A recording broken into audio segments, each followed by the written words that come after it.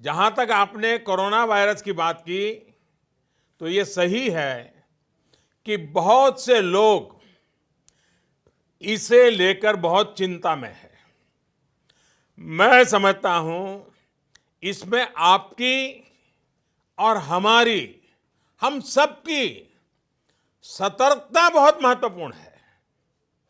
चाहे केंद्र सरकार हो या हमारी तमाम राज्य सरकारें हो या म्युनिसिपैलिटी हो, ग्राम पंचायत हो, सभी इस मामले को लेकर उचित इंतजाम और देखरेख में जुटे हुए हैं।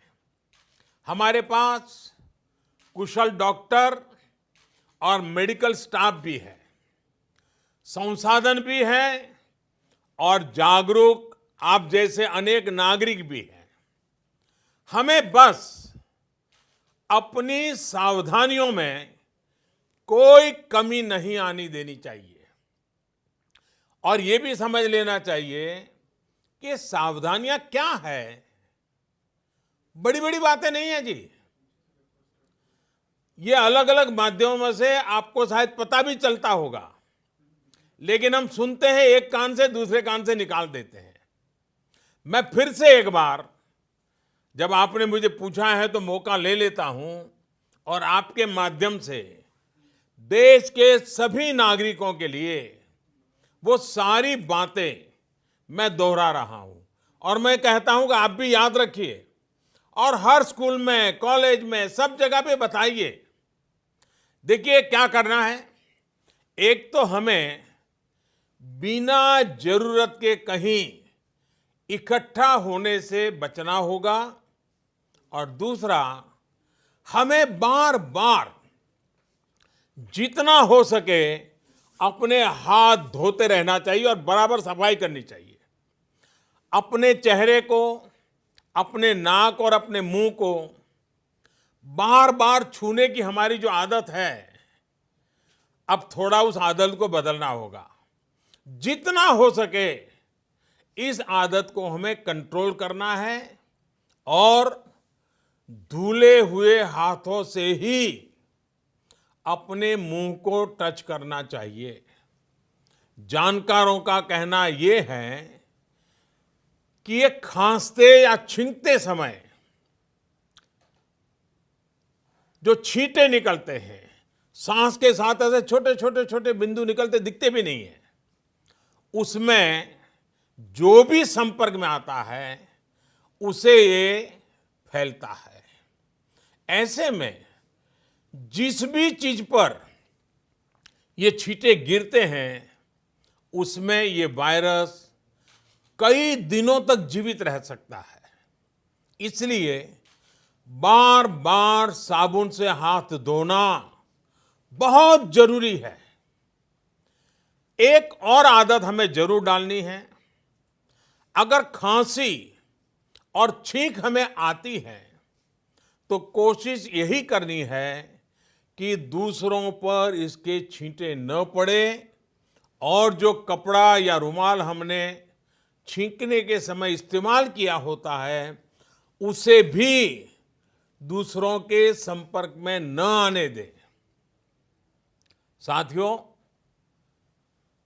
जिन जिन लोगों को ये संक्रमण हुआ है उनको तो जरूरी निगरानी में रखा ही जा रहा है, पूरे वॉच में रखा जाता है। लेकिन अगर किसी साथी को शक होता है कि वो किसी संक्रमित साथी के संपर्क में आया है तो उसको बहुत घबराने की जरूरत नहीं है। अपने मुंह को मास्क से ढक करके या किसी बड़े कपड़े से ढक करके सबसे पहला काम करना चाहिए, किसी न किसी नजदीकी अस्पताल में चेक करवा लीजिए। ये बहुत जरूरी है। परिवार में जो बाकी लोग होते हैं उनको भी इन्फेक्शन होने की आशंका ज्यादा होती है। ऐसे में उनको भी जरूरी टेस्ट करा लेने चाहिए। ऐसे साथियों को मास्क भी पहनने चाहिए, ग्लव्स भी पहनने चाहिए और दूसरों से कुछ दूरी बना करके रहना चाहिए। मास्क पहनना है या नहीं पहनना है, इसे लेकर जानकारों की अलग अलग राय है, लेकिन ध्यान यही रखना है कि खांसते या छींकते समय जो हवा निकलती है, उसके साथ जो छोटे छोटे बारीक ड्रॉप्स निकलते हैं, ड्रॉपलेट्स, वो दूसरों पर न जाएं।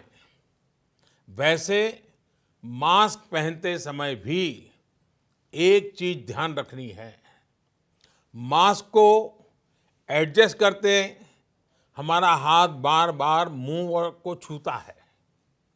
इससे बचाव की जगह इन्फेक्शन फैलने की आशंका बढ़ जाती है।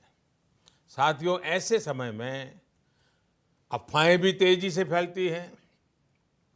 कोई कहता है ये नहीं खाना है, वो नहीं करना है।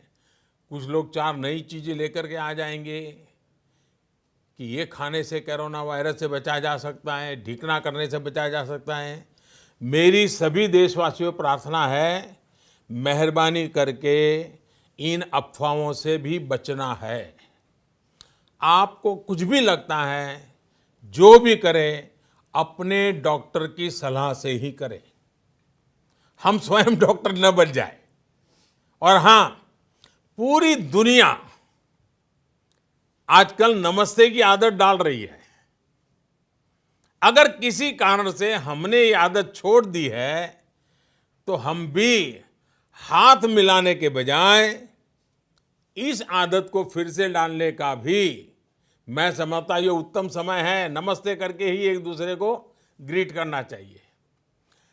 तो मुझे विश्वास है कि छोटी छोटी बातें हैं, शायद डॉक्टर लोग भी आपको यही बताएंगे। आप भी सबको यही बताइए। डरने की जरूरत नहीं है, भय पैदा करने की जरूरत नहीं है, अफवाह फैलाने की जरूरत नहीं है। बस इतनी सी चिंता करनी है।